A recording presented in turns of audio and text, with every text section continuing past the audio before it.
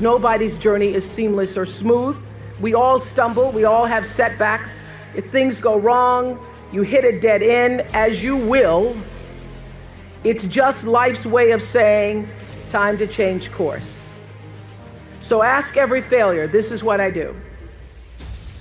Every failure, every crisis, every difficult time, I say, what is this here to teach me? And as soon as you get the lesson, you get to move on.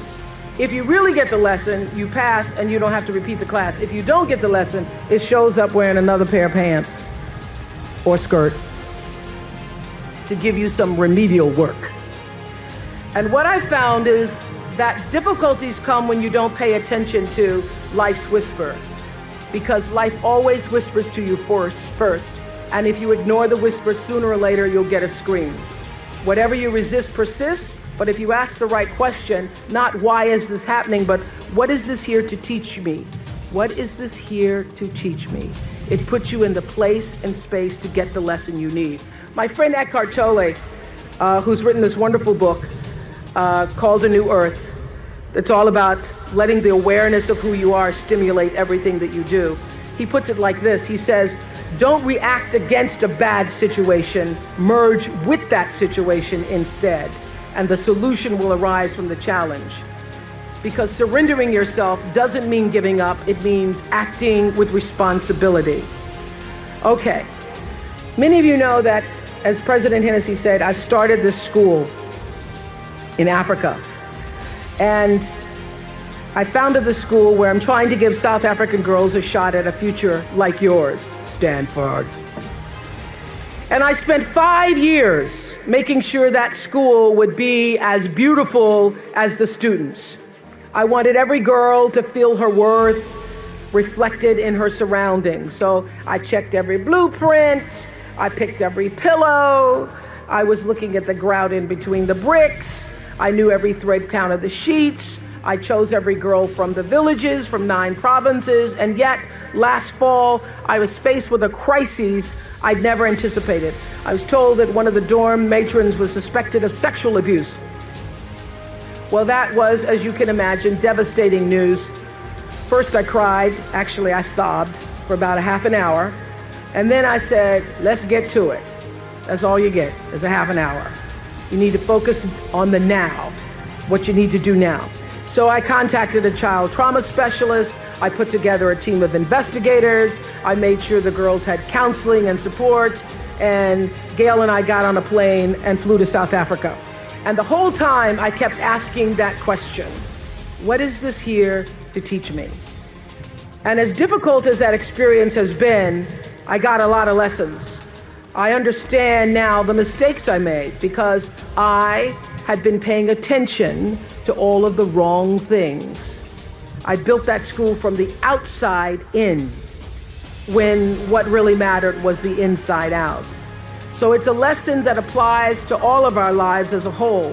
What matters most is what's inside. What matters most is the sense of integrity, of quality, and beauty.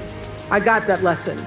And what I know is that the girls came away with something too. They've emerged from this more resilient and knowing that their voices have power.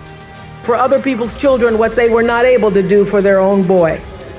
The lesson here is clear, and that is, if you're hurting, you need to help somebody else ease their hurt. If you're in pain, help somebody else's pain. And when you're in a mess, you get yourself out of the mess, helping somebody out of theirs. And in the process, you get to become a member of what I call the greatest fellowship of all, the sorority of compassion and the fraternity of service. The Stanfords had suffered the worst thing any mom and dad can ever endure, yet they understood that helping others is the way we help ourselves. And this wisdom is increasingly supported by scientific and sociological research. It's no longer just woo-woo soft skills talk. There's actually a helper's high, a spiritual surge you gain from serving others. So if you want to feel good, you have to go out and do some good. But when you do good, I hope you strive for more than just the good feeling that service provides, because I know this for sure, that doing good actually makes you better. So whatever field you choose, if you operate from the paradigm of service, I know your life will have more value and you will be happy. I was always happy doing my talk show, but that happiness reached a depth of fulfillment, of joy that I really can't describe to you or measure when I stopped just being on TV and looking at TV as a job and decided to use television, to use it and not have it use me, to use it as a platform to serve my viewers. That alone changed the trajectory of my success. So I know this, that whether you're an actor, you offer your talent in the way that most inspires art. If you're an anatomist, you look at your gift as knowledge and service to healing. Having compassion for other people is at the top of that list. I would say commitment is at the top of that list. And also a spirit of constructive engagement. And by compassion, I don't just mean sympathy. It certainly isn't pity. It's being present, and it's also feeling with other beings. You know, during the years of the Oprah show, I interviewed over 37,000 people one-on-one. So whenever I'm telling my girls anything and they say, they start rolling their eyes, I go, I'm the only person you're gonna talk to is talk to 37,000 people. So if I were you, I would pay attention. But during all those years of talking to over 37,000 people one-on-one, I could feel what they were feeling so strongly. Sometimes it made me sick, literally. So I had to learn how to feel how others were feeling, feel with others, which is what it means to be compassionate, to feel with others without taking in all of their stuff. Being compassionate means I feel with you. It is one of the greatest qualities in the world to have if you're going to be majoring in what it takes to be a great human being. I feel with you. Means I not only am willing to walk in your shoes, it means my heart beats with yours. It means I see myself in you. It means I may not have shared that circumstance, but I know what heartbreak feels like. I know what pain feels like, and all pain is the same.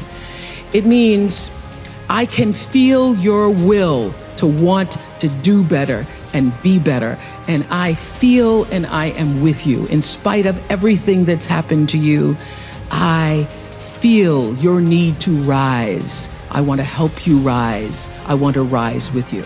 If you can capture the humanity of people, if you can just capture the humanity of the people, of the stories that you're telling, you then get that much closer to your own humanity. And you can confront your bias, and you can build your credibility and hone your instincts and compound your compassion. You can use your gifts, that's what you're really here to do, to illuminate the darkness in our world. So many people are worried about building a brand. I hear kids on social media talking about their brand. And I used to really resent the word when people would say to me, oh, you have this brand, because I never even thought about a brand. I just thought about day in and day out, making the best right choice for me. But now I embrace it because I recognize people see me as a brand. But for me, it's not a business. It is a question of what do you stand for? And I will say this, you're nothing if you're not the truth. So I've made a living, I've made a life, I've made a fortune, really. It's fantastic. All good from being true to myself. And that's if I could leave you with any message today, that is it. The biggest reward is not financial benefits, though it's really good. You can get a lot of great shoes. Nothing wrong with great shoes. But those of you who have a lot of shoes know that having great shoes and a closet full of shoes or cars or houses or square footage doesn't fill up your life. But living a life of substance can. Substance through your service, your offering of your whole self. And the baseline for how do you live a life of substance is whatever is the truth for you. What do you stand for?